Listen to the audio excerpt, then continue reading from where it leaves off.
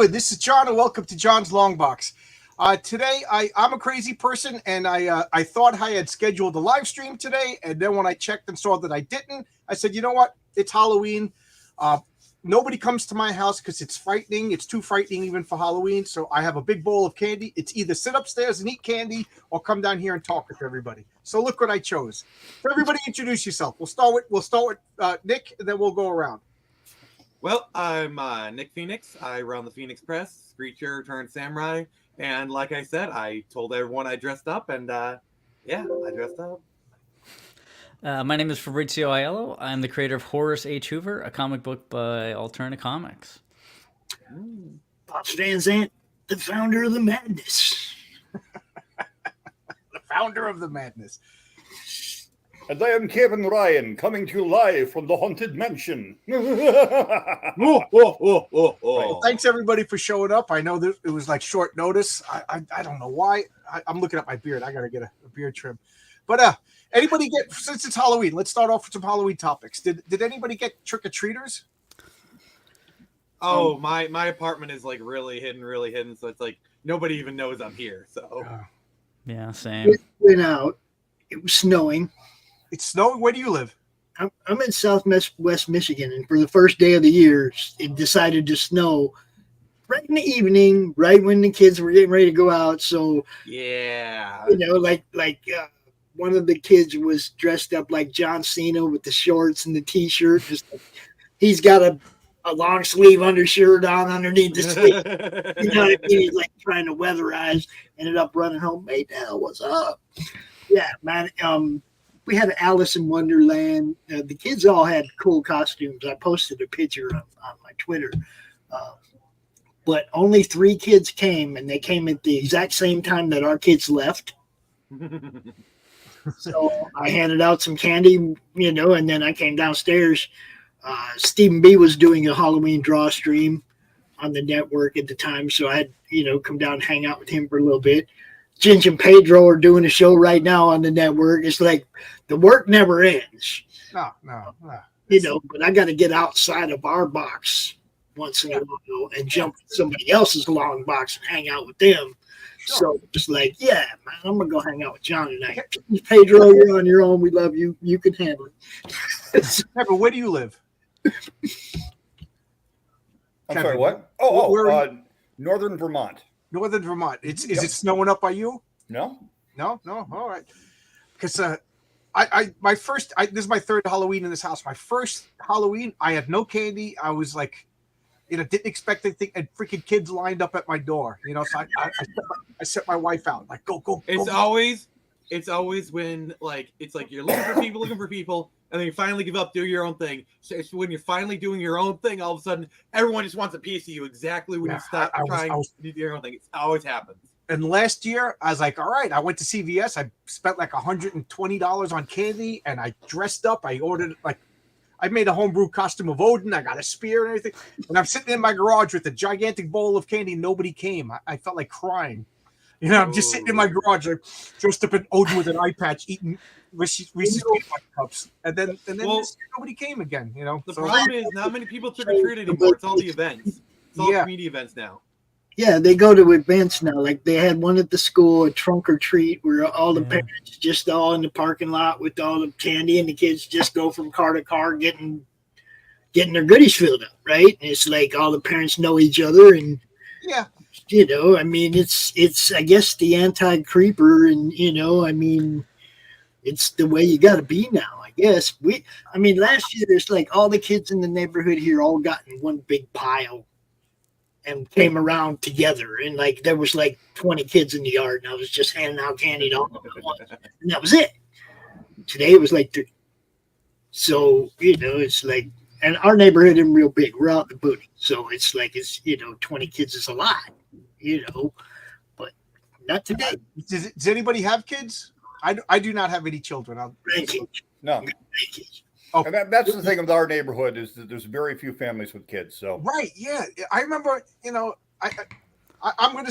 Well, Nick is a youngin, but except for Nick, I'd say we're all in the same group over here. I'm being generous with Pops, but I remember when we were kids, there was millions of kids running around the streets playing basketball, playing stickball and everything. And now I don't see kids running around. You know, I remember we used to set up our hockey nets and, you know, constantly moving the street. You know, game on. I mean, they were doing that. Like the late '90s, because when I was a kid, yeah, '90s, I'm going on 36. Like even in like late '90s, early 2000s, kids were starting to do that. It wasn't really until like the mid 2000s when things kind of started to coalesce. They're all inside playing video games. I don't want to sound like that old man. These damn video games, but I'm not a video game guy. Nick video games. But I'm saying all the kids are inside playing video games. There's more kids now than there was 30 years ago, so they got to be someplace. Just we're not where they are. Right. It must be. That's also true. That is also true. Now, do you guys remember, like, when I was a kid in the 70s, there was a big push to get kids to stop trick-or-treating? Like, I remember the schools, they had, like, you know, this was like the thing. Like, they put razor blades in the apples. Like I mean, they tried to scare you from, tried to scare your parents into not letting you go trick-or-treating, that kind of stuff. And I remember the principal of my grammar school had a contest, and, like, they were going to call like 25 kids, and if you were home to answer, you get a treat the next day at school, you know, to try to get you to stay home. And then like around the 80s, 90s, everybody was trick-or-treating, and it seems like it's over there. That never kept me. That never kept me. I would have eaten around the Reese's cup. I would have eaten around the razor blade to get the Reese's cup. That would have not. So when I was growing up, delicious. Like I can speak for like the 90s as a kid. So like that's what I can speak of.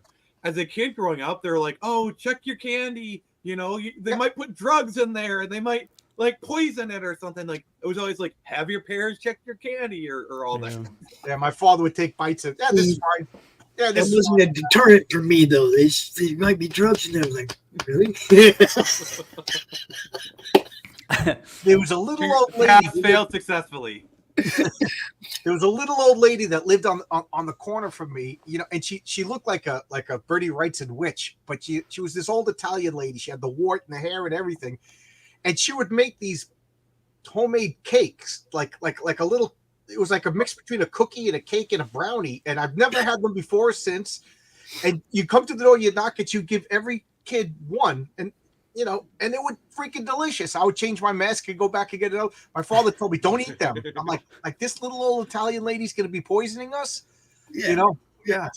That's the thing. It's like they always told you only eat the wrapper stuff, like right. the homemade stuff.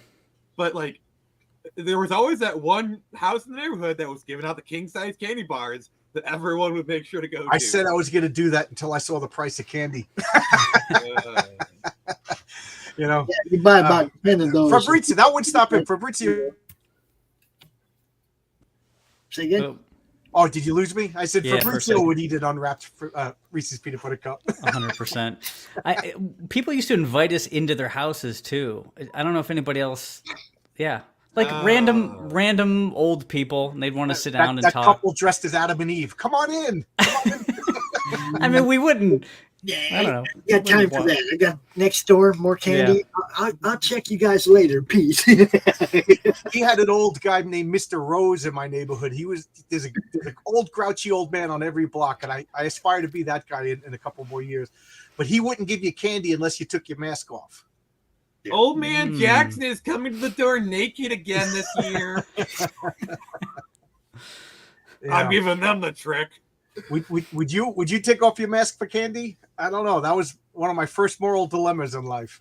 I mean, I wish more people would go mask off. No. You know, I grew up in a big neighborhood, probably about 80 homes, I guess. And almost, I'd say 80% of the homes, the parents worked for IBM. Oh, really? Yep. Every parent. Town. Kinda, yeah. I mean, it was a little town in Vermont, but there was a huge IBM plant. And so from one end of the neighborhood to the other, every family knew every other family. You knew you could go right down the street and go, there's the Joneses, there's the Smiths, there's the Burks, there's the Greens. So the parents had no problem with the kids going hither and yon. Yeah, that's pretty much my name. I mean, it wasn't, we all had different jobs, but I don't know. We all knew even as kids, I knew what houses to avoid. You know, there was the crazy house directly next door to me that were the drug dealers for the neighborhood. You didn't go to that house, but I don't. John, you're phasing. You're phasing. Yeah, we're losing you. Yep, you're going Yeah, robot on us.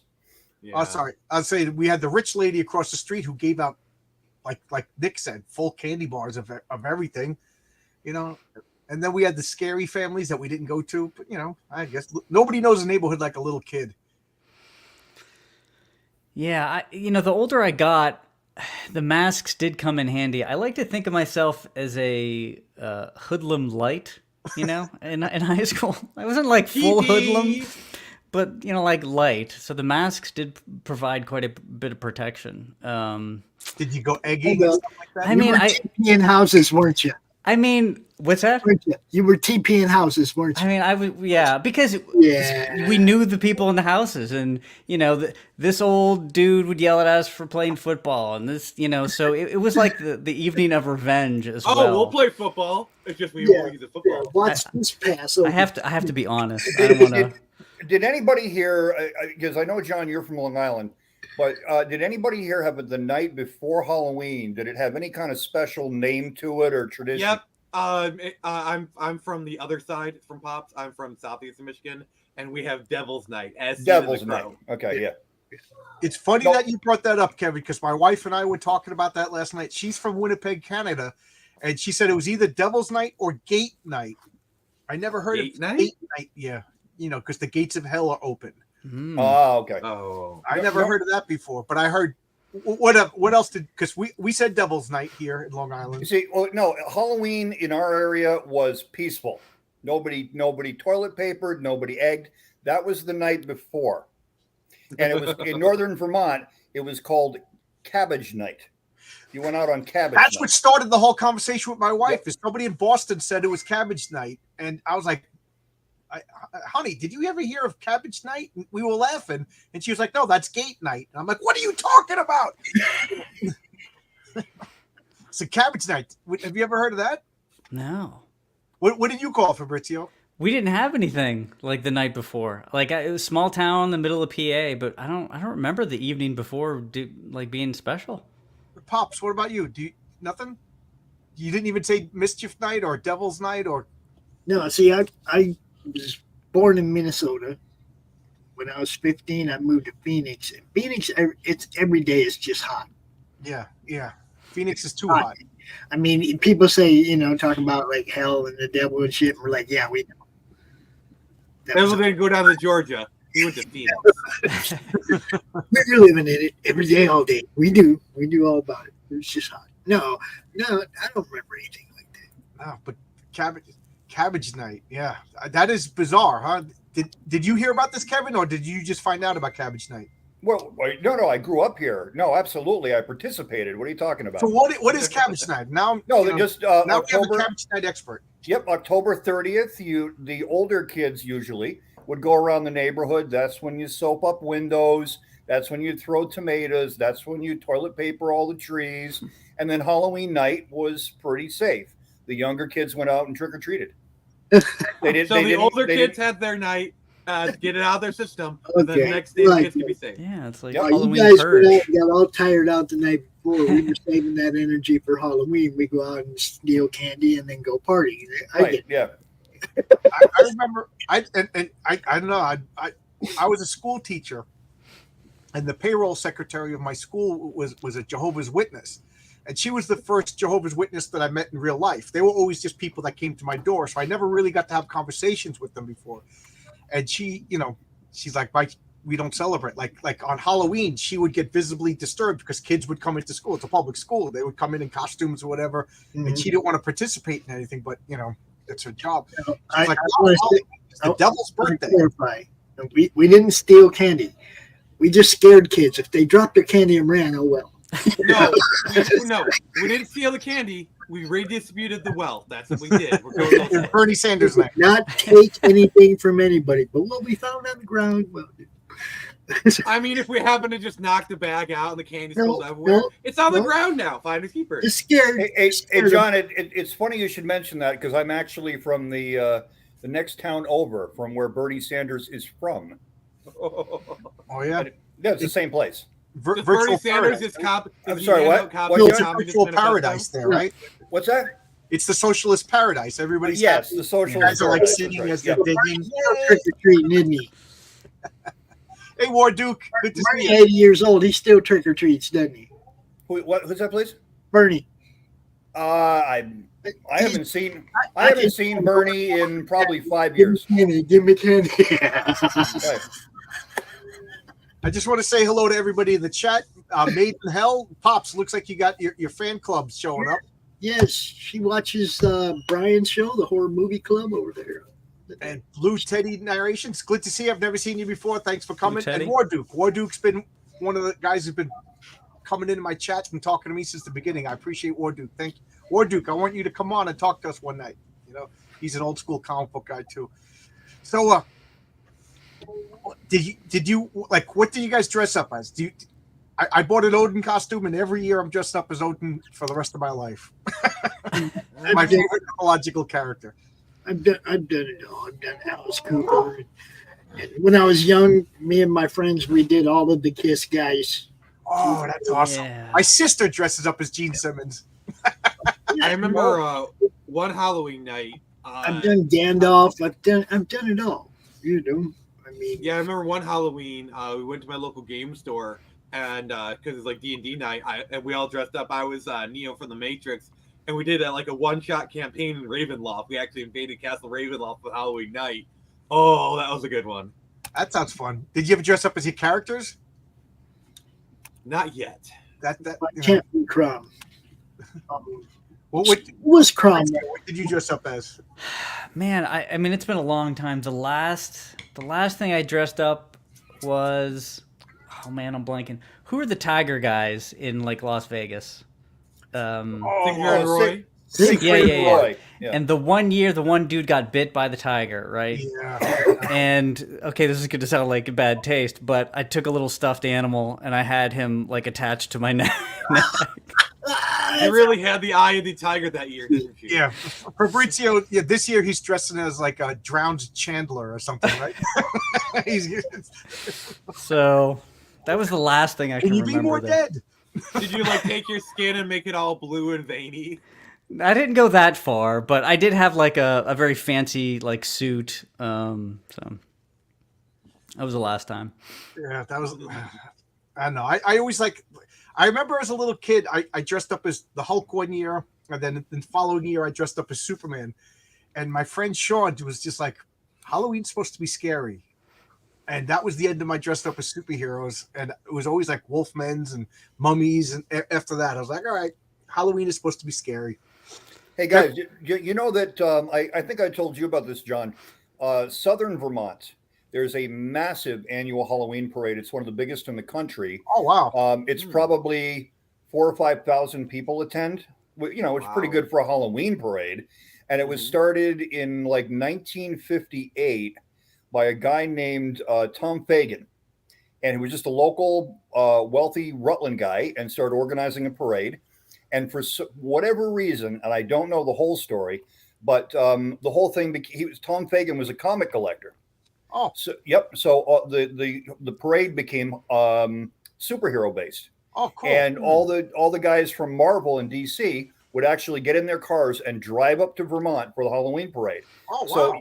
So you'd go in the early 70s, you would go to the parade and Roy Thomas would be there and Len Wein would be there. Harlan Ellison would be there. And this is why every once in a while you'll see a Marvel or DC comic with the Rutland parade in it. You know, Like that. I don't know if I'm being mesmerized, but I kind of remember that. I kind of remember seeing like a black and white, the poorly printed photographs that they used to do in the old Marvels. Do you guys know the Batman story Night of the Reaper? It's a Neil Adams cover. He's on there with the figure of death, has a scythe in his hand, and he's swinging the scythe, and Batman is dodging it. The book's called Night of the Reaper. It's a Neil Adams book, and that features the Rutland Halloween Parade. There's an issue of Avengers where I think they wind up having. I'm getting this confused, but they actually used to cross over characters. Like you'd see in the parade itself, you would see like it would be a Batman comic, but Thor would be in it in the parade and Iron Man. That's cool. And the one I remember is there was an issue of Justice League, I think 145. Superman dies. This wizard shows up on the Justice League satellite and conjures up this giant dragon that kills Superman dead. And so the rest of the league shows up and finds Superman's body on the floor. And they say, well, if Superman's dead, who called us here? And of course, the Phantom Stranger pops out of the shadows and says, it was me. And we have to go save Superman's soul. So let's go to Rutland, Vermont. And when they get there, Tom Fagan is walking up the street taking his morning constitutional walk. Oh, that's cool. A little And bit they- of I always love it when like comic pros show up in their actual comics. Oh, yeah, yeah. yeah. Like Stan, that- so- Stan and Jack were at the wedding of Reed and Sue, right? Fantastic Four 100. And they did that in the movie in Rise of Silver Surfer. They literally did that scene. Well, I'll tell you, just this past week, the city of Rutland dedicated a larger-than-life 15-foot tall statue in the middle of town square made out of granite to Batman shaking the hand of Tom Fagan. Oh, that's why. Okay, Wow. now that makes sense. You put that on Twitter, and I've seen that, and I thought it was cool, but I didn't know the whole context. Okay, Yeah, that's because Tom ran the parade for like 50 years. if I was prepared in the slightest, I would bring this up. But what was your favorite Halloween costumes that you ever did? Ooh, well, that's a tall order.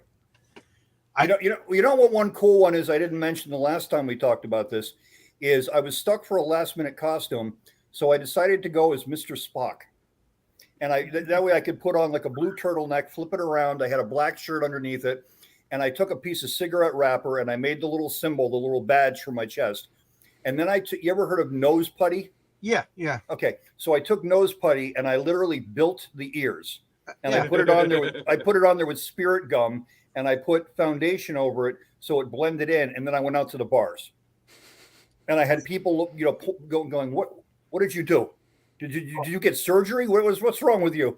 Because it actually works. It stayed there for hours. Yeah, well, you could have said, "Listen, I got Pond Far in 20 minutes, and I got 7 years." No. Well, I was in college, so I was inviting the girls to participate in the Pon Far ritual with me. My friend Lance out in Albuquerque, he dressed up as Spock, and he'd be like, "Hey, baby, you want to see my Pond Far?" Right. Fascinating. Probably mine Okay. was when I was a kid. I dressed up as Captain Picard.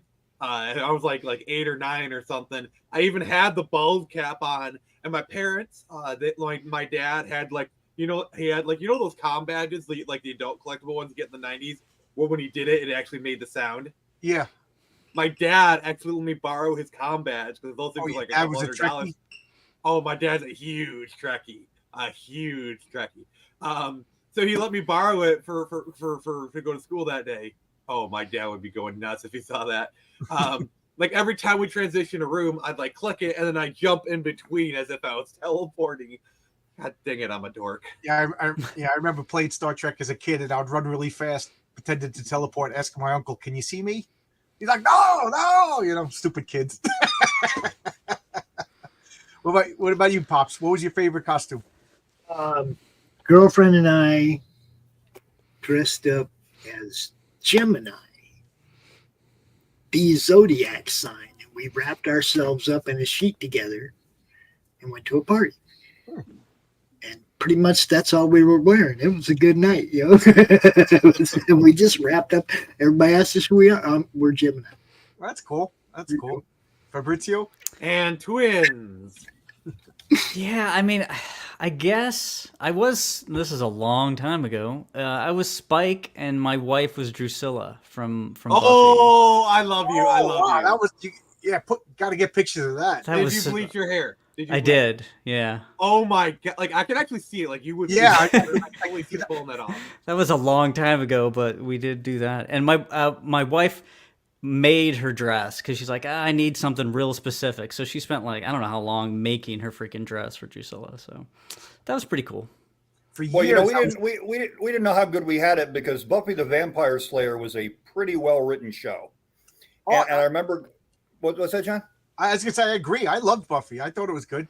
Oh Yeah, did you and hear I- that Audible is doing a Slayers audio drama with Right. the original cast? Oh, Bring 'em really? Back. Okay. Really? But so I have an uncle who is very dubious of any sort of science fiction or fantasy or what have you.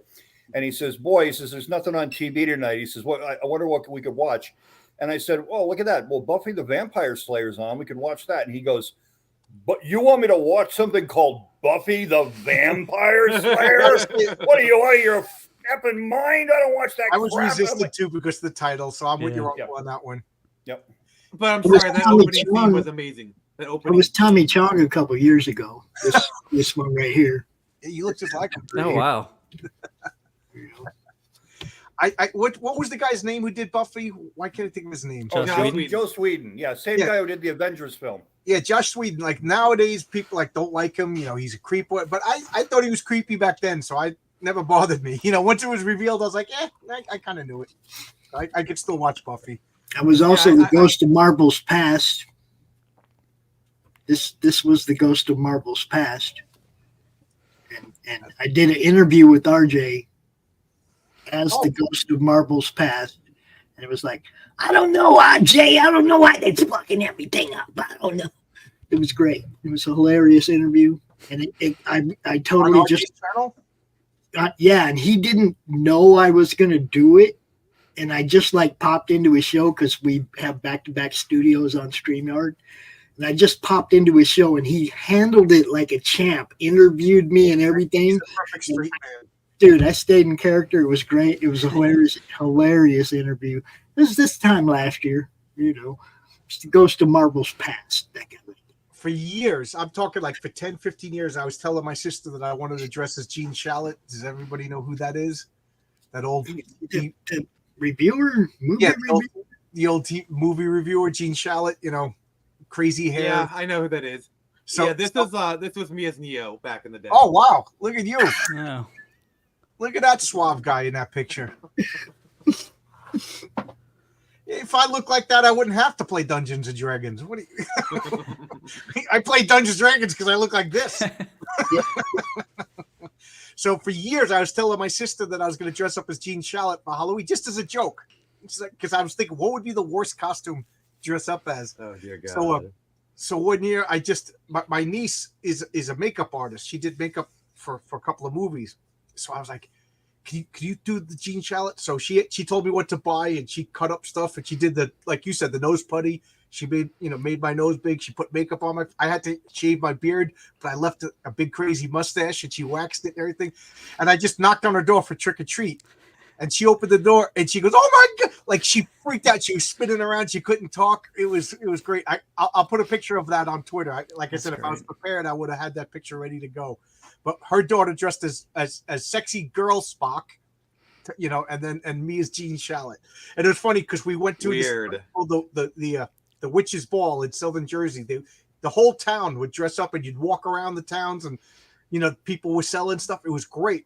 And it stopped during COVID, like everything. The whole world ended COVID. And I was walking around as Gene Shalit, and this guy, he was looking at me. And he just goes, "Are you Gene Shalit?" And I was like, "Yeah." He goes, "That's the best costume I ever seen." He just gave me a big bag of candy. He goes, "Here, take it. You deserve it. Nobody could beat Gene Shalit." You should have said, "What do you mean costume?" I know. I started talking. I can't do the voice anymore, but because but back then, I was Gene Shalit. So I was like, I mean, it's an effervescent cacophony of wonderful deliciousness. Funny story. Did you know Dolly Parton once entered a Dolly Parton lookalike contest and lost to a transvestite? Well, yeah.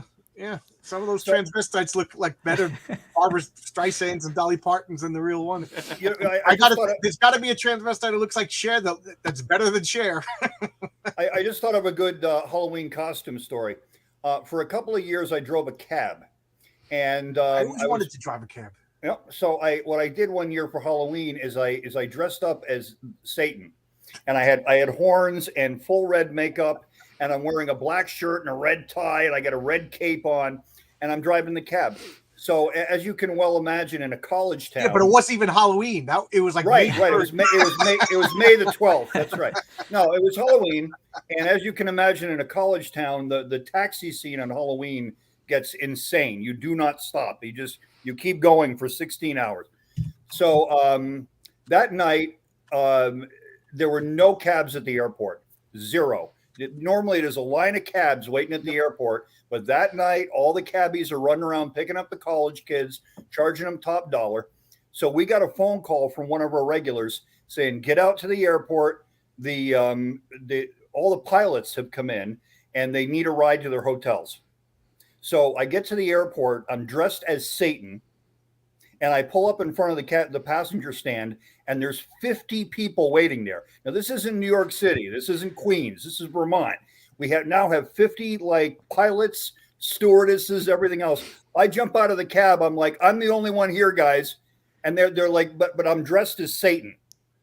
And they're like, take me. And it was just a bizarre scene. Should have rolled out a piece of parchment and said, "Sign here." Yeah, sign here. Right. Yeah. It's like, oh, by the way, it's a red pen too. Yeah, Right. a red pen and a rolled up piece of parchment. Yep. No, even better, a red Sharpie. So it's like, yes, you're signing in blood. Yeah, Right. yeah. That's funny. That's funny. Oh man. Do you guys have any Halloween rituals or anything that you do on Halloween? The whole month of Halloween is basically a whole long month movie of marathon. Halloween. It's like a movie marathon. I watch spooky movies. I just revel in the season.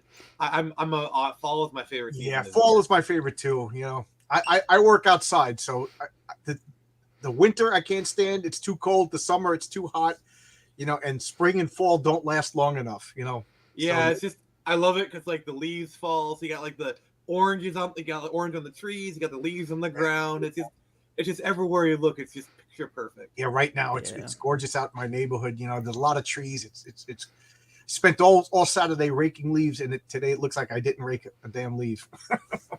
You know, and now as I'm thinking about it, I have a couple of good cab stories from Halloween. Now that the wheels are starting to go. I remember I picked up a bunch of kids one night, and I used to drive a 7-passenger van, you know, like a Dodge Caravan or something. And so I pick up a group of kids, and they pile into the van. Of course, once you open the door, you can't stop them. They just pour in till they're in there. And so we ran out of room. And you know, in the Dodge Caravan, there's like a well in between the two front passenger seats. They decided to stick one of the girls in between my seat and the passenger seat. So the girl's now, you know, crunched on the floor because it's the only space in the car. And she is dressed in almost nothing. Nice. It's like she's wrapped in gossamer. That's the only thing. She's got little antenna on. And so we're driving around. She's like, the girl's like crouched down next to me in the middle of it. She goes, "So do you like my costume?" I said, "Yeah, it's very nice. Yeah." She goes, "I'm a nymph, you know." I said, "I bet you are." That's. And then what was the other story? Clear that so quick. What's that? I mean, you know what it is about certain videos and girls with manual steering knobs. What's that, please? You know what it is about like certain types of videos on the internet and girls with manual steering knobs. Yeah. Right. I used to say on Halloween back in college, don't hit on the girls dressed as princesses.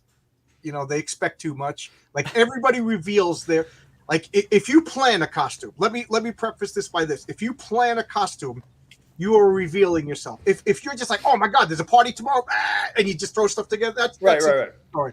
But if you plan a costume, you're telling on yourself. So stay away from the girls who dress up as babies. Stay away from the girls who dress up as witches, and stay away from the girls who dress up as princesses. But the cavemen girls, the cat girls, or even better, the ones that wear the lingerie. It's like, I'm a mouse. Yeah, It goes home. Right. Yeah. They go home. Those are the ones to hit up. You know, No. This is wishes, gonna, you know. this other story is going to be one of those, hey kids, get off my lawn stories. Okay. Oh, So here we go. I go to pick up these two girls for the Halloween party they're going to, and Did they have one cup? They go what? Did they have No. one cup? Oh, different story then. So they get in the car and they're dressed like Gene Simmons and Paul Stanley with the makeup and the long hair. And I think they might have had one other girl with them dressed as Peter Criss. There were like 3 of them. So they get into the car and they're like, we're driving to the party. They've already been drinking. So they go, hey, you like our costumes?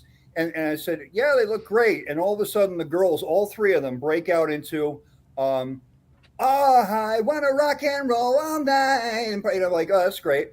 And so I started with how's that go? I'm going to screw this story up.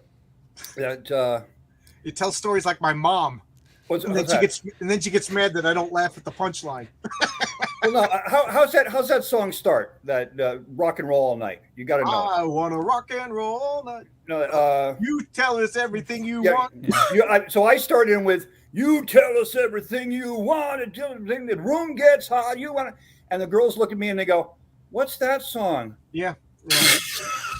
Rock and roll all That night, is- party every day. see, Is They the knew two lines of the tourist song. version of Kiss. The modern equivalent is like you have a girl who's wearing a Nirvana t-shirt and you start singing "Smells Like Teen Spirit" and they're like, "Oh, what's that song?" Mm-hmm.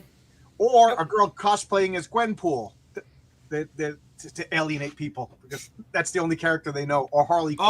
Oh, Harley fuck, Quinn. fuck. Yeah. Harley My Quinn. buddy's wife No. came to a party dressed up as Harley Quinn, and I was just like, Speaking of Gwenpool, I was doing a con one time, and a Gwenpool cosplayer came up to my table, and I said, "Hey, nice Gwenpool. You're the only one who recognized who I was." Yeah. That's just funny. okay, good question. What is to say if she goes as a fairy? First off, I love fairy like I would say I would look her dead in the eye and say, "Wow, that is a fairly good costume." that's a very good costume. I would look her dead in the eye and say that deadpan. Asking for a friend. You know what? It would work for me because I'm a sucker for fairies, and what it basically means is you're sweet, but you're also dangerous. Because that's what, right? Aren't fairies dangerous? Right? They're mischievous. They can be You mischievous. probably be. know better than most. Like Well- fairies up until like the 1900s were like the scary thing, Yeah. Yep. and then somewhere around 1920, fairy stories turned into alien stories because the fairies used to abduct you, hide you in the woods, and then, I'd have to be more specific. Exactly what type of fairy are you? yeah. Well, this is the whole Because thing. remember, in today's context, a fairy is also shorthand for homosexual. Oh, I was thinking of Tinkerbell Oh, yeah. fairy.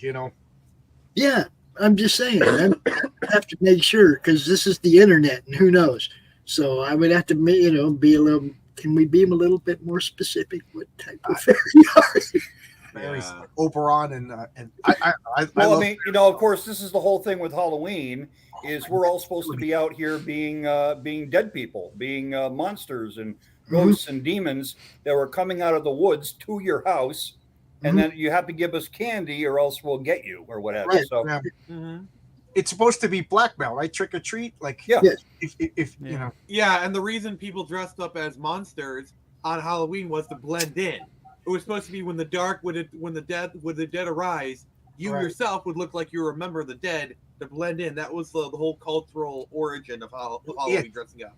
Yeah, to Yeah, get back to that Jehovah Witness woman that I worked, she was like, no, it's the devil's birthday. She was like actively upset around Halloween. And that was the first time I ever heard that. And I didn't want to make fun of her. She was a nice lady. And plus, you don't want to piss off the woman who does your paycheck. It's just not. Yeah. well, I want to be respectful to the Jehovah's Witnesses. I'm not into the same thing they're into, Right. Yeah. but with them, it's just being pious. They if it doesn't glorify God, don't do it. And this But she doesn't. also told me if Jesus didn't celebrate it, they don't celebrate. So they only celebrate weddings, right? Like they don't have birthdays. Right. They don't celebrate Christmas.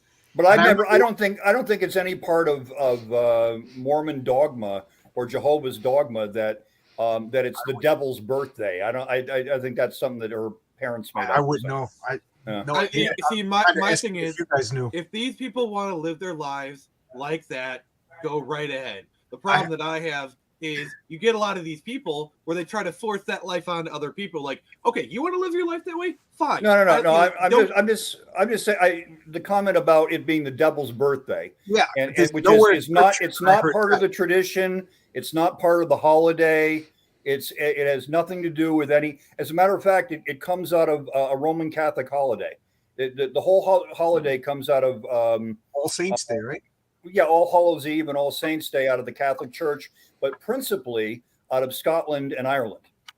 And what you would do is you would go and make soul cakes, and you would give them as offerings to the dead. So you would make these shortbread It's like cakes. the same as the Mexican Day of the Dead, right? It's like you honor the past soul. Okay, sort of, but it was more like, you know how you leave the cookie out for Santa Claus on Christmas. Mhm. Okay, they would bake these cakes, these soul cakes, and they would leave plates of them out for the dead, so that when they came by the house, they would eat the cakes and not bother you. Don't.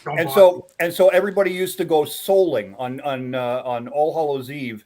They would go souling, meaning they would go from one house to the next begging for soul cakes as if they were the dead. Oh, And that's how we got that So tradition. wait. Did they ever make Dark Souls cakes? I don't know. was that Made in Hell? Pretty much. Yeah. I think most Did they make religions Demon are Souls ancestor cakes? worship. Like if you cut away everything, right?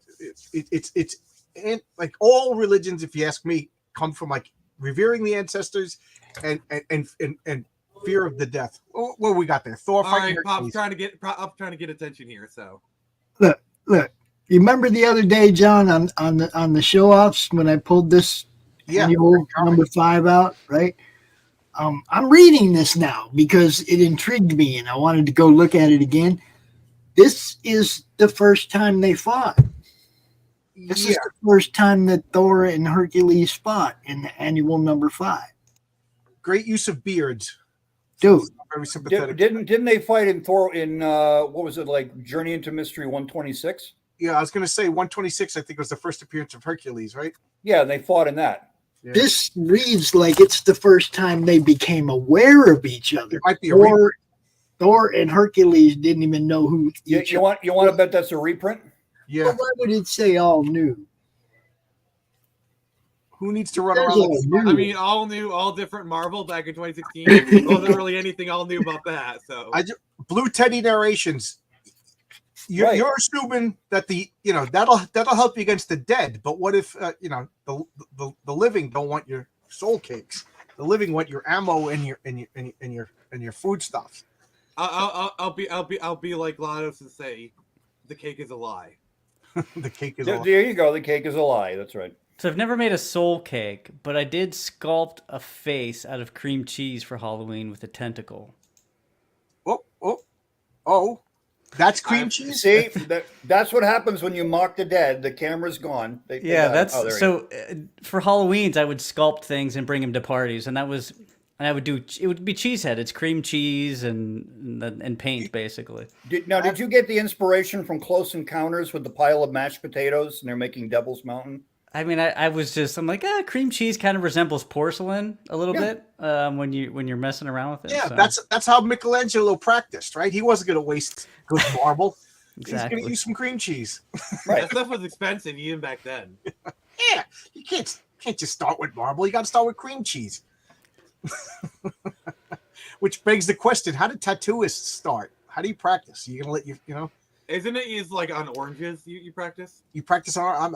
I thought you'd buy a Virginia ham because wouldn't that feel like human flesh? I think it's like oranges and pigskin, I believe. There's a bunch of goats that have some gnarly tattoos running around. Can you imagine that you making a ham sandwich with like a skull inserter on it? Wow, look at this.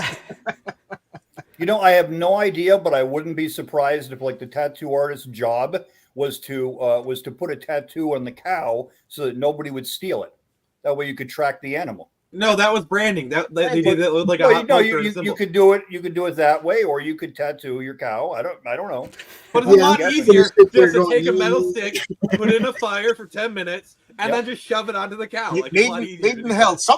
I don't know who Made in Hell is. First off, thanks for showing up tonight. Thanks for commenting. But something tells me Made in Hell has a few tattoos. It could explain this process very well. Okay. One does wonder. Pops, you know Made in Hell? Yes.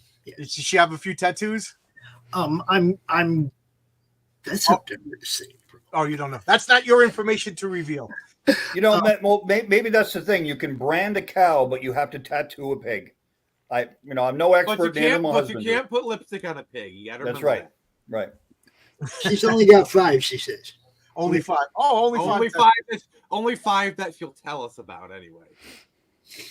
Anybody got some interesting scars or tattoos? Oh, do you want to know how I got these scars? I'm not going to show my tattoos, but I have a 3 in 1.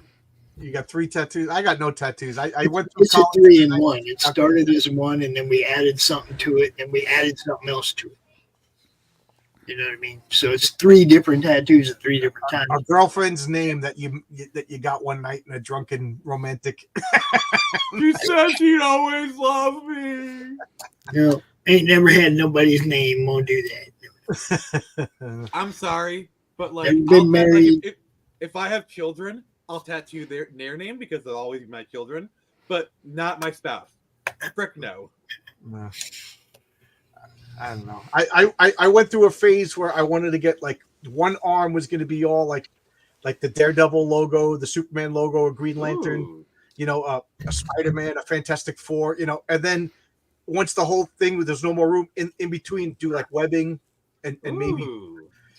But I've been thinking of that for 30 years, so I guess I don't need. Then I was going to do the other arm because my other hobby is board games, so get like board game related tattoos. But I don't know.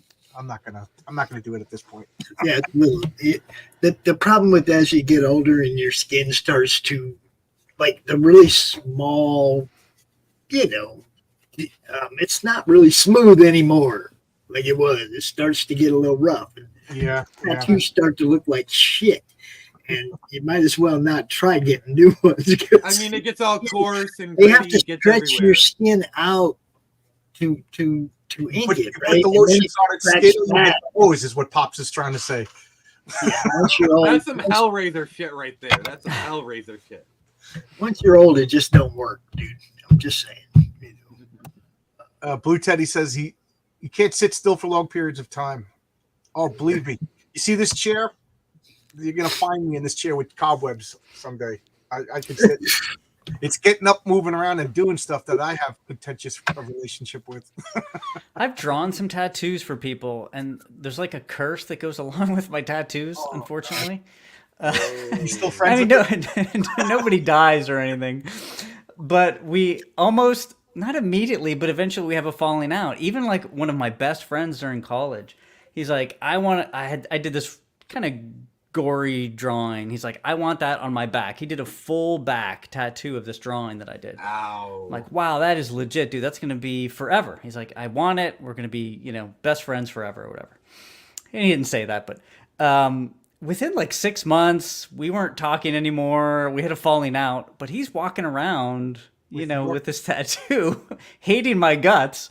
Wow. Imagining me every time he looks in the mirror. So, well, luckily That's for him, gotta be it's on rough. it's on his It's back. on his back, so he he doesn't have to see you.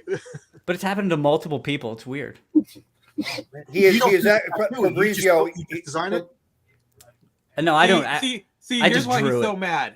He can't get you off his back. That's the problem. Get off You're my always back. on- I can't. You can't. Yeah. He's For- like, get off my for- back. It's like I literally can't. Fabrizio, he has left you behind in more ways than one. That's what happened. That's gonna be one hell of a cover up, isn't it?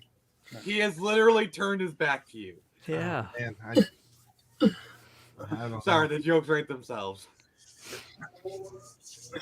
So I said this before. I think with Fabrizio that I still play role playing games. And Nick, sounds like you still play role playing games, Dungeons and Dragons. I want to. I just don't have an active group. But Yeah, I that's the hard part is getting people. So I have a new group of friends out here, and November 12th, I'm trying to talk them into actually live streaming. We're gonna do a superhero role playing game that I kind of want to tie into my Kickstarter when I have or actually You can watch. We do a live stream. We have 2 different ones in the network. that, you do role playing live streams. So Yeah. but these guys, I got to ask the permit. I don't want to put anybody on camera. right. What I was gonna say is you can look and see how we do it, and get ideas for what you're gonna do, because we have 2 different groups of people that do it, so it's a little bit different. The 2 different, and obviously GMs are gonna run the game different, but we have a new one. This Tomb of Annihilation is just about over. Okay, we're in the tomb, so we ain't got a whole lot of weeks left of that. Go into the statue's mouth. Too late. That's how I lost my first character. We didn't lose a character, but Biz said it's familiar in there. Yeah. Go Nick, on. do you know what I'm talking about? Have you ever done that? I'm a familiar with Tomb of Annihilation. But I remember I was doing a first edition campaign. I had a fighter. My fighter was killed in White Plume Mountain. Those early modules were tough. If any of you are familiar with White Blue Mountain, it was the encounter with the crab, and you had like the force field with like the boiling water. So we had this gnome character, and he used javelins. You guys know where this is going. Like, so the gnome character, he threw his javelin, he missed, and roll. He got the saving throw. The barrier held, and the gnome, in his wisdom, I'm gonna throw another javelin. Missed, and failed, and we. So we have another game coming up because ours is about to end. Like I said, we're in the tomb, so there's not a lot of time left. But what we did, Jeff Bracey, from Comic Crusaders, he's the wizard in our Friday game. He has a game of his own that he's going to run for us, which is going to be basically based on Marvel superheroes, but we're bringing our own characters. So we created and did all the Crom's powers and ability levels and everything by rolls of the dice live a couple weeks ago on Monday Madness. Yeah, Crom's gonna play in this upcoming. It's gonna be great, man. I get to play my character. So what I was leading to is I think I was joking around with Fabrizio. I probably came up with this idea while talking to Fabrizio. Like I joked that I wanted to get all the Alterna guys to come to my house, sit around my table, and everybody play their character. Yeah. Fabrizio come to my house and play Horace H. Hoover. Yeah. Nick, you come over and play Screecher. In the campaign and live stream this. I think that would be one day when I win the lottery. So this is what you got to do. That'll be a stretch goal, $100,000. I'll fly everybody out here. We'll play. Nick, you got to make up a character. you don't even have to fly them all out because you can do it on a live stream, but what you do is you guys get together and you create. We got to be, you create your characters. You create your powers. You create your powers, and you roll the dice for your characters' power levels and all that stuff. Yeah, you do it by the roll of the dice. You just don't go, "Oh, my guy's OP." Yeah, you do it by the roll of the dice, right? And your guy is what your guy turns out to be, and then you level him up from there or whatever, right? But you guys all know what your character's baseline is, and then it's a roll from there, right? So it's really simple, man. We did it, like I said, we did it live on Monday Madness when we created Crom's powers, and it was fun, dude. And now I know I can just go play him in any game now because I have baseline for all of his abilities and whatnot. Cool. Kevin and Fabrizio, have you guys ever played role-playing games? Have Dungeons Dragons or anything? Yeah, a bit.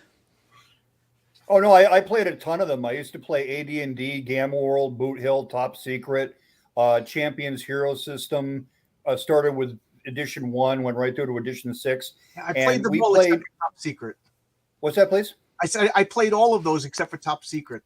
And then we had a campaign going for 3 years, I think.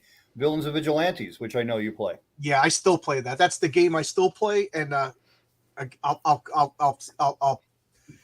what's the word? I can't even think of the word, but I'll push myself. I got www.villainsandvigilantesforum.com. That's all the records of all my campaigns. I'm using a blue screen, but I had the hero. Yeah, you held up something. I didn't want to say I couldn't see it. No, I know, but it's the Champions 4th edition book.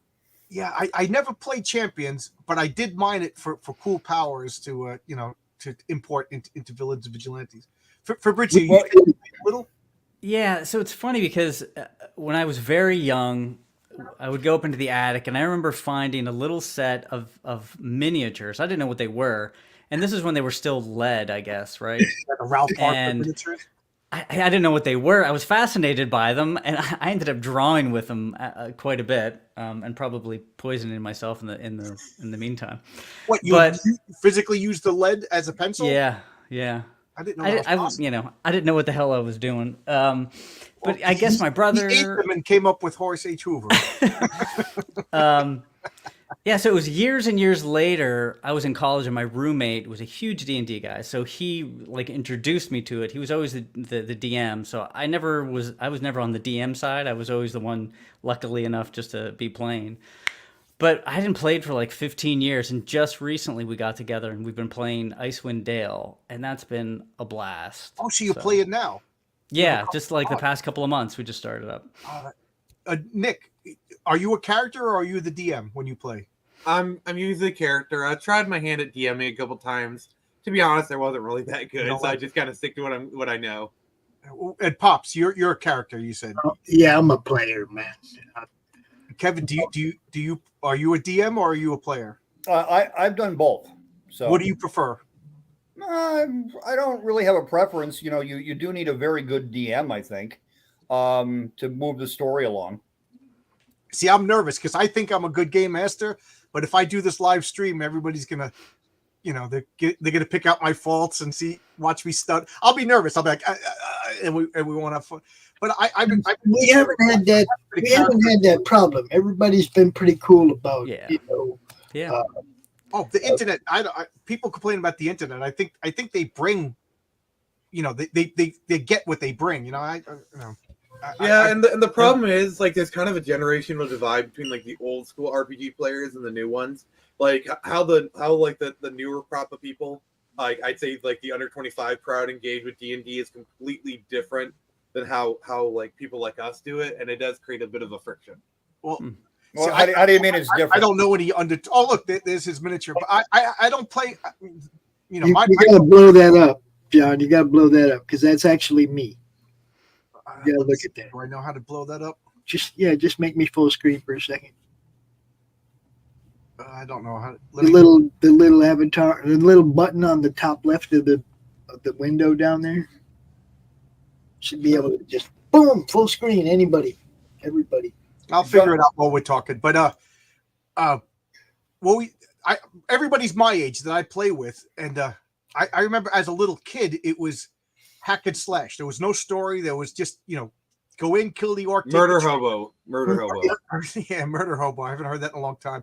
We called it hack and slash. There was no story, and I remember I was getting really bored of that, and then I wanted to like have a story, and I remember like I came up with like a city, and there was no dungeons, and like I made it open world, but it was so open world that there was no story, and I was like freaking out because like they were supposed to want to go down into the dungeon, but they ended up going in, and it was just like full on improv. So like I kind of messed up for a while, but now I've been using the same superhero setting for so long, which is pretty much going to be my comic book world. That I got like 30 years. So like when they do the wrong thing and go someplace else, I at least can improvise. I know where everything is. But now I'm nervous. You're gonna watch me on November 12th, and it's gonna be like, no, it'd be cool, dude. We even had a game that was based on Fallout. It was called there. That's how you do it. Now just do it to me. See? Yeah. Well, the question is, what did I do? He's like, what did I do? How do I go back? What is this sorcery? Now put it back just that way, and then you can just drag me over. You can grab and drag people over. Oh, thank you. Hey, I'm learning things. There's me. That's my video, or the character for Pops in the Gone Hunting game, which is a tabletop card game. And I got a little crossbow there and a little blunt hanging out of my mouth and everything. Dude did a really good job on that. Cool. You painted that? No, Chris Brown made it, and he made it and painted it and everything, dude. Speaking of which, Fabrizio, you made a resin mini, right? Yeah, for Horse H. Hoover. I mean, it's.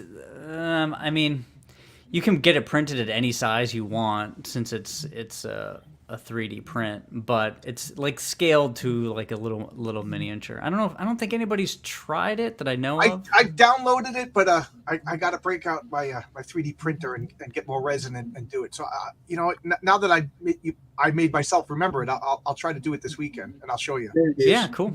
There's the unpainted version. Yeah. Hey, so anybody that wants to get into role-playing games and doesn't know how to start, like I'm seeing some people in the chat. If you go around the internet, you're going to find a game called Risus.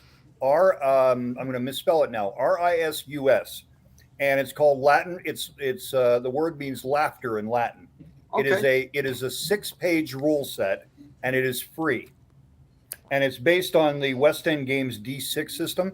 So anybody can pick this game up and learn to play it in 20 minutes, and you'll find out if you like role-playing games or not. It's funny that you said that because my wife wanted to play because I had a 1-bedroom apartment, and for years my buddies would come around. We sit around, so she had no choice but to listen to us, So she knew the story, and I was like, "You want to play?" She's like, "I don't know what to do," and it seems like everybody in this panel right now at one point or another has played a role playing game. Did your DMs meticulously teach you the rules, or did they just sit down and Because but back then everybody, you bought the books and you spent all the study hall learning it, and you knew it, and then you'd get your good time Charlies that would show up at the table and go, "Who do I hit, man? Who do I hit?" I mean, session 0 exists for a reason. Like, we all had our session 0s where we created our character and kind of got everything set up. I mean, there you go. You got your Crown Royal dice bag. It's funny because I didn't tell my wife the rules. I just sit down and I was just like, okay, it's a story.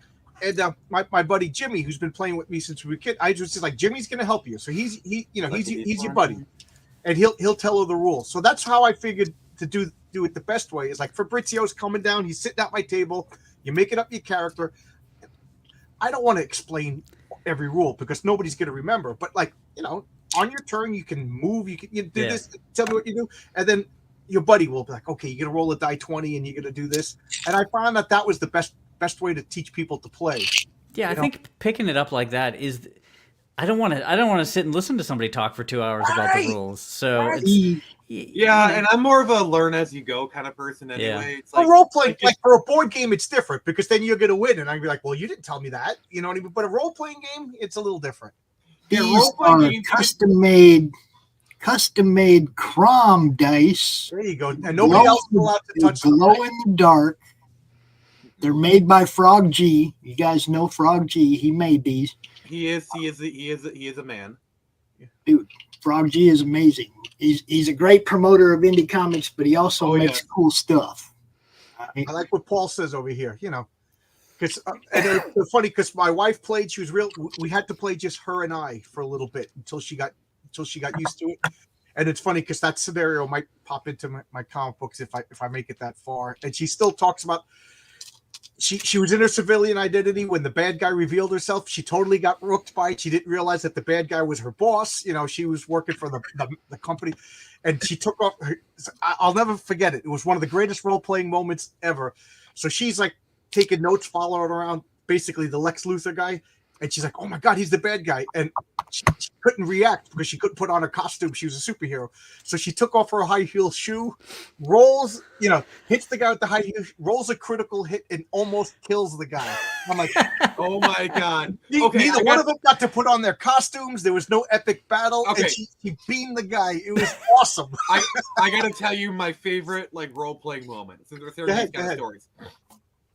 So I'm playing my fighter Galen. So this is the first edition campaign. We're doing Isle of Dread, kind of a bit modified because we had an old character leave and it became the Dread Pirate Arden demon stuff. He's coming to the island. We're trying to do stuff. So I had this artifact that I just this demon was trying to get me to do her bidding, but I chickened it off and we've gotten that taken care of. And so I was facing this group of lizard people. And I was pushed to challenge the clan chief in one-on-one combat. The clan chief, and we're doing our, it was for control of the clan or something. And it was so great. We went a few rounds, we're getting our licks in, and then all of a sudden, boom, nat 20. And when the way we did in my campaign, we do nat 20, you roll percentages. And so I roll my percentages, and what I got was I chopped the person's weapon arm off. And so I did that and I won, because I chopped their weapon arm off. And that was the coolest moment ever because that was the culmination of my character. And the whole night I was like, I have an army, the Avengers. I just couldn't stop saying that because I was so freaking proud of it. You guys have that stand up and cheer role playing moment? Yeah, it's when it aligns with a perfect story, a written story for some reason. I was playing with these two brothers. I can't remember the Groff brothers, and one of them, they rolled the dice, and the other one got a hit and killed the brother's character. And the other brother was so ticked off that he jumped across the kitchen table, literally across the kitchen table. You want the jump up moment. He lunged across the table and attacked his brother for killing his character. And the two of them got into a brawl. And finally, the older brother got the best. PvP. Yeah, the other brother got the best of the younger brother, and who had attacked him, and dragged him out into the backyard and tied him to a tree and put cinnamon oil on his lips. That's how that one went. Wow. That was your jump up moment. Oh, man. A brawl breaking out during a D&D game. I remember as a joke, my real players life in PvP. college, they were fighting some monster, and the guy, he had the ability to shoot 2 arrows in one action.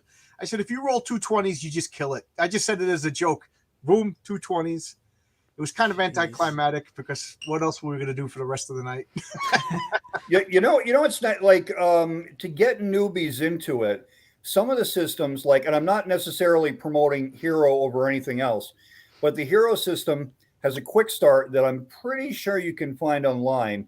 It's a 4-page. This is the basics of Hero system, which is roll 3 dice 6, and the lower you roll, the better.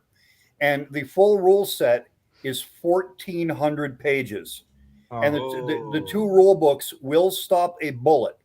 The game company has actually taken them out in the backyard and tested this. It will stop a 45 bullet. So can you just imagine, like, you wear that as like a body armor, you get shot, and they're like, "How are you still alive?" And you pull out this rule book. So right, I had the rule book in my screenwriters, pocket. If you're listening to this, please put this in your next movie. not only that, but they should find out the armor class of their rule books, right? Oh, like imagine that, like, literally, like, this book it gives you an AC of whatever. Now, I think the easiest way to explain this, and everyone in this conversation has heard this 100 times, but it's like cops and robbers, only we have rules. So when everybody yells, "Bang, bang, I shot you, you're dead. No, you didn't. I missed you." We roll a 6. We roll a 6. Yeah, you can't argue with that. Now, let me ask you this: since you've all played before, do you believe, like, I guess only Kevin and I have been the game masters, but do you believe it fudging rolls behind the screen? Because I've been seeing that as a debate. Like, there's guys who are absolutists, like, no, like, because I believe, okay, you guys are all playing, so I got 4 players on the DM, and Fabrizio's getting frustrated, and I roll the dice behind the screen. Like, I can't manipulate Fabrizio's dice because you roll your own dice. But I'm behind. Oh, the bad guy tripped and fell, even though he didn't. And now Fabrizio could do something cool because I just see you getting frustrated. I think everybody having a cool moment is more important than strict allegiance. If the gods give it, the gods taketh away, and then they give it again. So if you're going to hose your players once in a while, it's okay. Make sure you give them a little treat afterward. Yeah, it's like this. A good GM is going to entertain everybody. Yes. Okay? Yep. Max spends his whole week telling us how he's going to kill us on Friday. Okay. All of us, we all talk to each other. People are playing. He's just we all talk to each other outside the game because they're all part of the network, right? So we're always talking to each other. And Max is always like, "Yep, I'm killing you all this weekend. I'm killing all of you on Friday." And it's like, it's fun. He makes it fun. And how am I supposed to know every stinking rule? I'm not a GM, okay? No. So I don't care if Max's rule is law. He's the GM. Whatever he says, I'm going to take him at his word. That's the way it is. He's the one writing the story. I don't look at my players' die rolls. I got a screen in front of me, and I've got all my NPCs, and I got charts. I can't look at what Nick really rolled. We use Roll20. Nick's going to be right back, but I trust you. Rolls. If you're at my table, I trust you. We use Roll20 on the live stream, so you can see. Oh, that's right. Yeah, I forgot. I'm talking about in person. Yeah. Yeah, and there's something said about, like, a DM making it fair. Like, it's like this: if you're doing it, and they're rolling their dice, then they put the camera down where they're rolling the dice, and you can see their rolls. You see, that's what we do. We point the camera down. We've had a few times where Roll20 wasn't working, or tech wasn't letting us do it, and we had to pull our dice out and actually play with our dice, but we just point the cameras at the desk and roll the dice. I got to figure out how. It's kind of like a comic book in that the dungeon master, in a sense, is the writer or really the director. And if you're not having fun, you're not coming back. So you read the comic book sucks. You don't buy the next issue. If you're playing the role playing game and the DM is hosing you to the floor, then you're not coming back for the next. Yeah, I agree. Yeah, everybody's got to have game master will make it fun. And here's my rules: if you ever open invite, you guys come to my house and we'll play some V&V. Everybody has to have a chance to shine, and it has to be a real threat. Otherwise, it's not fun, and it has to be a real chance of success. I remember one of my big problems as a kid. I played with the DM. Holy shit, they're getting wild up there, boys. I'm just saying. When I was a kid, I played with the DM, and it was like his personal mission to crush us. And the DM is God. You can't argue with them.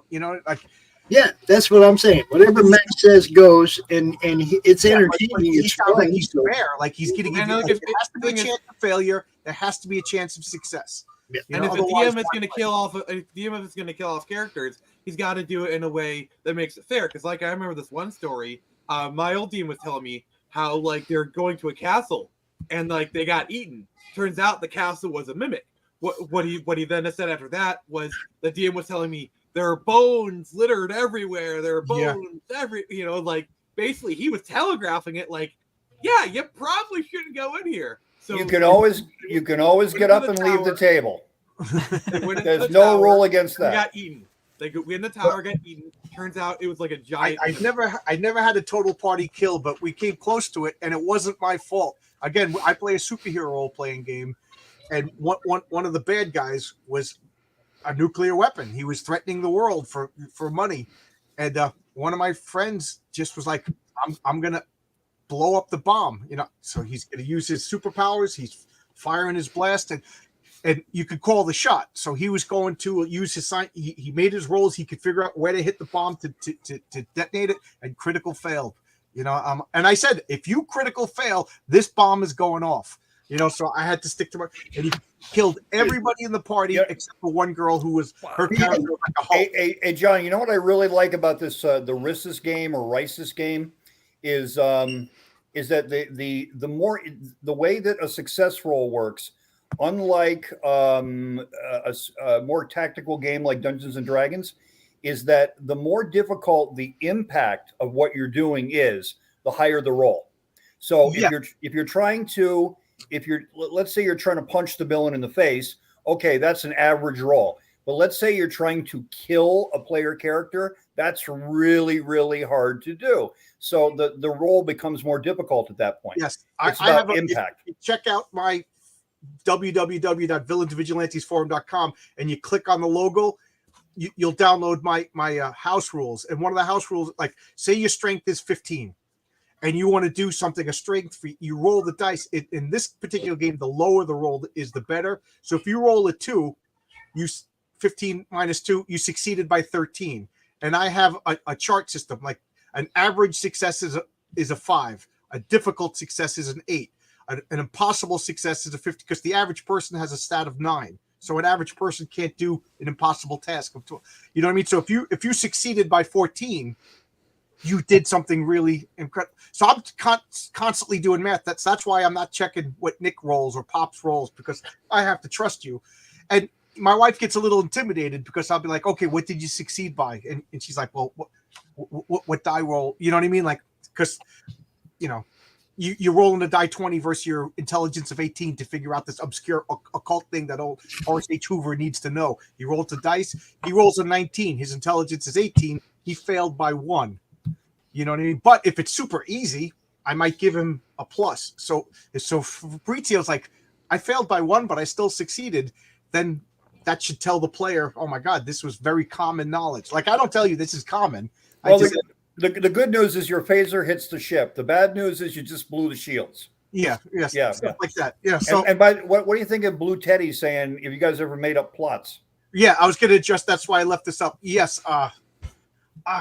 I think I'm pretty good at improv. Okay, Nick, I'm talking too much. Go ahead. Yeah, that's like that classic like I attack the darkness, and then the character, and then they cast I love that missile, and then they roll a d20. It's like, turns out there was a specter in there. Congratulations, you killed it. Yeah, you gotta have good improv skills, Max told us when we entered the tomb, after going through the whole game to get to the Tomb of Annihilation, he said, okay, everybody has to make a backup character just in case, because you're all going to die. And the first trap we set off killed off our rogue. Okay? Killed him. Dead. Done. No coming back. Just disintegrated. He's done. Right? So that dude pulls out his backup character when nobody else has been close to dying. And we're like just tripping our way through the tomb. It's like, dude just picked the wrong trap to trigger, and the dice roll didn't go his way. You know what I mean? Old school D&D modules had no mercy. The Ghost Tower of Avernus, the like you said, what was it? Plume Mountain, White Plume Mountains? Oh, the Tomb of Horrors. The Tomb of Horrors. And guys, yeah, look at Kevin's eyes just lit up. That just traumatized him from a kid. The Tomb of Horrors is. I'm sorry, Nick. Just remember, sometimes a gazebo is just a gazebo. Yeah. What I love, I had a cousin that taught us how to play, and we were like traumatized. Like we were like walking around like every tomb has every treasure chest has a poison in it. Like there would be like there's an open chest full of monies and jewels. We're like, we're not going to touch it. We were terrified. That's how they got us.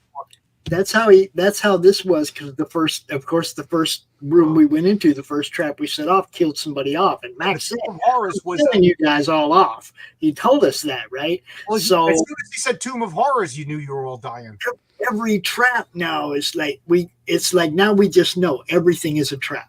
Yeah, he's trying to kill us. Approach everything with as much extreme caution as possible, because every room's going to have the death trap. Max is. Now let me ask this. Do you guys play with miniatures and on graph paper and everything? Sometimes. I don't. I mean, we don't need to. We've used the Roll20 with the maps and the tokens and everything right there on the screen. When you're doing a dungeon, you gotta follow the mantra. Never split the party. Never split the party. Have the thief check the trap. Have the thief check the traps. Fabrizio, leave anybody behind you. Don't leave anybody to sneak up behind you. I'm killing everybody, or making sure that there's nobody left to sneak up behind us. I love splitting the party. I do. It's my favorite thing to do.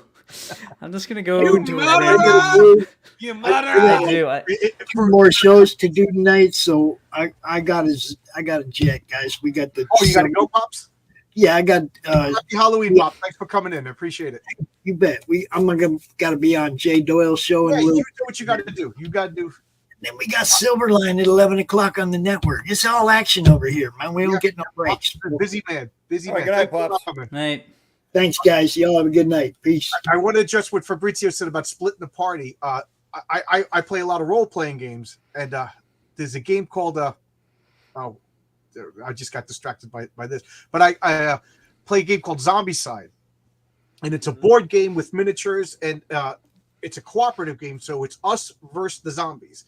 And everybody goes, and then the zombies go, but the zombies follow like a program. So like after like 2 or 3 moves, everybody could figure out this. And I always tell people, don't split the party. Don't split the party. And one of my friends was just like, challenge accepted. And this is like a 4 or 5 hour game. It takes like an hour to set up the game, and it's like you're rolling the dice. So it's like, yeah, I just cleared out a room full of zombies, and then like the abomination would come, and you're running, and then oh man, he split the party, and he went off on his own. Instant death after splitting the party. So when you said you love to split the party, Fabrizio, you're not playing Zombicide with me. Well, hey, I'm looking at the chat, and I noticed we got Chuck Jose, who is very happy that it's Halloween. He's playing the Joker. Yep. And we got Ray Haylock, Tug's web guy. That's a pretty impressive job. Yeah, a lot of cool names. Thank you, guys. Yeah, and so here we are on Halloween doing Dungeons and Dragons. Yep. But at the end of the day, what you're doing as the DM, you're directing a television show or a movie. Right. You can split the party. Just make sure all the players are entertained. Meanwhile, back at the Hall of Justice, okay, Yep. you got to have that in there. And one of the things I like about Rissus is that the combat goes very, very quickly. And so the writer of the game says, well, why would you want combat to go that quickly? And the answer is make room for more combat. So that's why you do it that way. I mean, I may not agree with it, but I can appreciate the logic. What I was going to say is my superhero game. When I was asking you about, it's theater of the mind. Like maybe I'll download photographs of like a building or a mountain range or something to set a scenario, but it's mostly me describing it. The players telling me back. We roll dice, figure out, and that's where I'm a little nervous because this group of guys, these guys build terrain. These guys make their own miniatures and 3D print them. So I felt like, guys, we're not going to be doing any of that So I'm a little nervous, but I justify it in superheroes because we had a fight. A superhero fight, and I just wanted to go all out. A little bit silly, a little bit serious, but my version of like Galactus showed up, and I called him Omnihotep. So he was an Egyptian Galactus.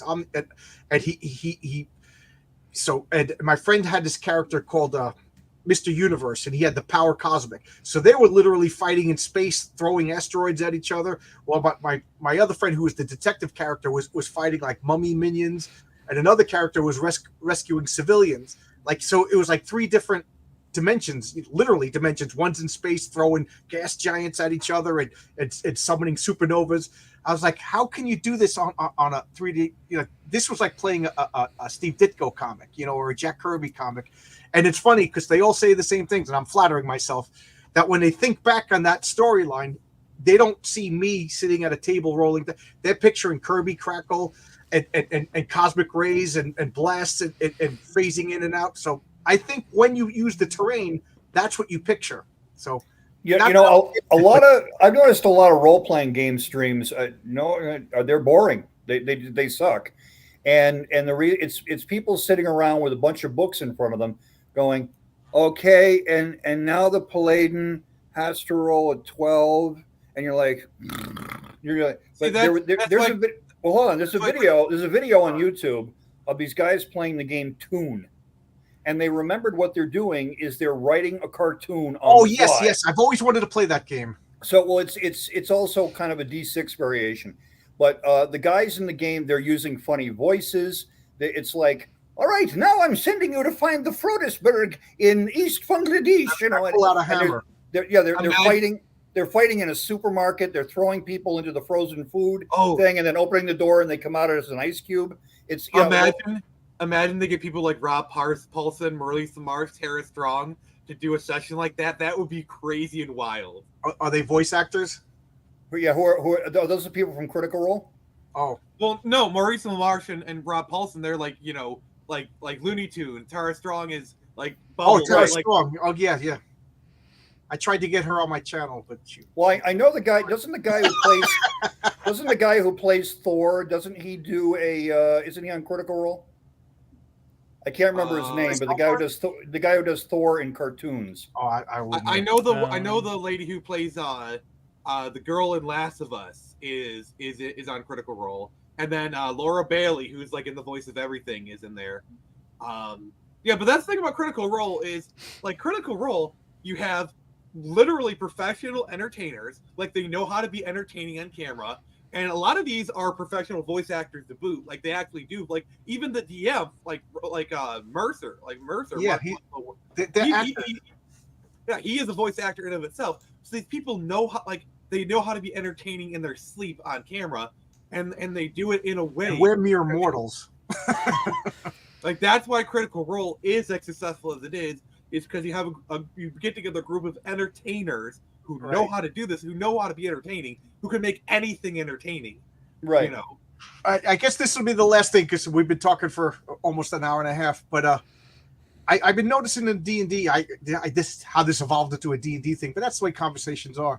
I've been seeing again, I'll probably alienate some people, but they're talking about like being all inclusive and having rules for wheelchairs in your campaign. Has anybody know what I'm talking about? Yep. You see that? I think it's Well, first off, it's like they're never been like the rules have like if you wanted to have a wheelchair accessible dungeon, build one. Like Right. there's nothing ever been stopping people.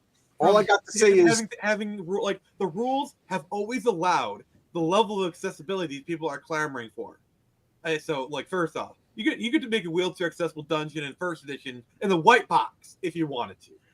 all I got to say is this: if you want to play a guy in a wheelchair in a dungeon, you don't expect to get to second level. I could see a wheelchair laden artificer kind of working. Like I can kind of see that working. Like if you're an artificer and you have like maybe if you were 10th level and then you got shot in the legs and you already got some tricks and traps up your sleeve, but a first level anything ain't getting to second level. You know, Nick, you alluded to Session Zero, and it is kind of like a cartoon or a movie or a television show, and watching, Batman animated is not the same as the new Batman films. There's a different tone to it. Mm-hmm. So, when we used to play Dungeons and Dragons, we tried to be a little immersive in terms of designing the world. And in designing the world, there is sexism, there is racism, there is slavery, there is drugs, there are terrible things. If I'm playing with a 9-year-old, there are none of these things because we're not going to deal with this. You got to know your audience. You got to. And if you're with a group who does not want any of those things in their campaign, you can do that. Like the tools. My fantasy world was very brutal. And that's the thing. You can have these tools to make these inclusive campaigns have existed. Literally, like chainmail. You could do it in chainmail if you wanted to. Does anybody remember the Hercules animated series with James Woods as Hades? Oh yeah, the Disney. The Disney version, right? And basically, it was the adventures of Hercules in high school with his girlfriend Megara. Does anybody know the character of Megara from the Greek myths? Yeah, she wasn't that nice.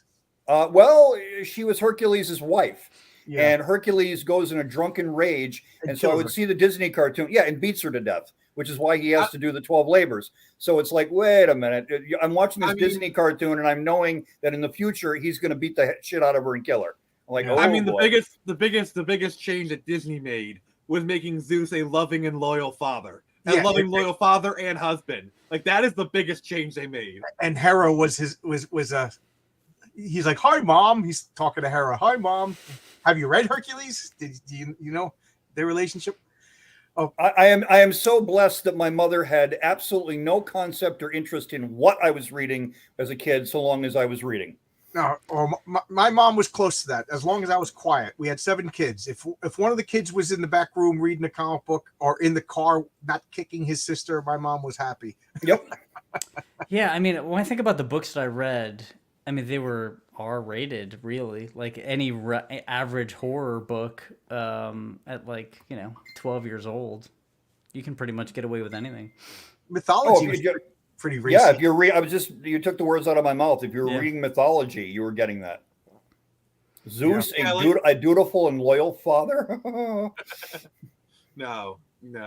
Like modern day, if this was modern day context and they were writing Greek mythology, Zeus would have gotten Me Too'd so long ago.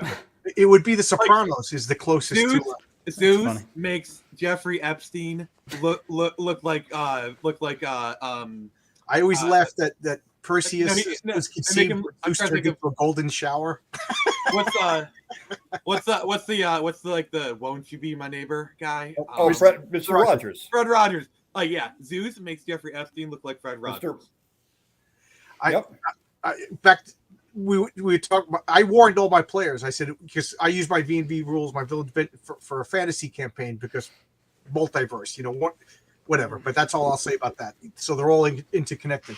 But I was be warned, because have you ever seen Bone Tomahawk? Have you seen Fabrizio's nod his head? Don't see that with your wife. But those are orcs. The characters in Bone, that's the way they act. That's the way they behave. That's the way they treat women. So after the first campaign, they were like, "Oh my God, there's orcs coming!" Like my player characters were literally thinking about abandoning the city rather than fight the orcs. I like what Blue Teddy Narration says in the chat about you could make a mechanical spider chair. Yeah, if it works in the context of the game. I think we're saying an artificer makes a. Well, John, I assume that you've seen the movie Wild Wild West. No, I didn't see the movie, but I've seen the show. Well, Yeah. Dr. Lovelace winds up in he's missing the lower half of his body, so he's literally in this steam powered wheelchair. Right. It's 1880, sure. Yeah. All right, guys. Anything anybody want to say? Because I was planning on talking for an hour because my philosophy is next week when you click on this, you can be like, it's a 3-hour stream. I'm not going to watch it. But if it's an hour stream, you'll watch it. So I try to make it. But I was having fun, so I stayed an extra half hour. Yeah. Anything anybody want to say? Anything anybody want to push? We'll Back Screecher on Kickstarter. There you We've only go. got a few I more was days lobbing you a left to go. softball there, Nick. Fabrizio? Check out Horace H. Hoover and my YouTube channel. I have draw streams and stuff. Yes. Send all the links to me on Twitter, and I'll put them in the description. And Kevin? Well, I would like to say to everyone, Happy Halloween, everyone. I appreciate a rating warning rundown this camp for gore and nudity. Just so everyone, well, if let me just say that if you make it to my house and you make it at my table, then you pretty much know what you're in for in a night of role playing. If I televise this one on November 12th, I'll tone it down for the internet. But if you ever make it to my house and there's no cameras on, just watch Bone Tomahawk. That's what you're in for. Yeah, we But were thank you, pretty everybody. blue. Happy Halloween. I'm going to go upstairs and eat my dinner. Thank you guys for coming. Thanks for Pops for showing up. This was fun. My regular stream, I thought I planned something and I didn't because I'm a crazy person. And thanks a lot, guys. Check out HHH, Horace H. Hoover. Check out Screecher. Check out 2100 Samurais. I always get the number wrong. I'm sorry. And I'll put all the links in the description. So send them to me because I'll forget because I'm losing it. All right. Thanks a lot, everybody. Happy Halloween.